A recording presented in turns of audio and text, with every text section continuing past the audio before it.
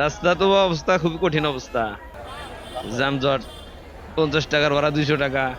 রাস্তায় তো অনেক জ্যাম, তারপর গাড়ি পাওয়া যাচ্ছে না, সমস্যা। হ্যাঁ, ভাড়া তো একটু বেশি, ঈদ উপলক্ষে একটু বেশি দিচ্ছে। গত তারিখে একটু 50 টাকা দিয়ে এসেছি বাইপাল থেকে চন্দ্রবর্ধা, এখন 100 টাকা দিয়ে আসলাম, ভাড়া তো বেশি।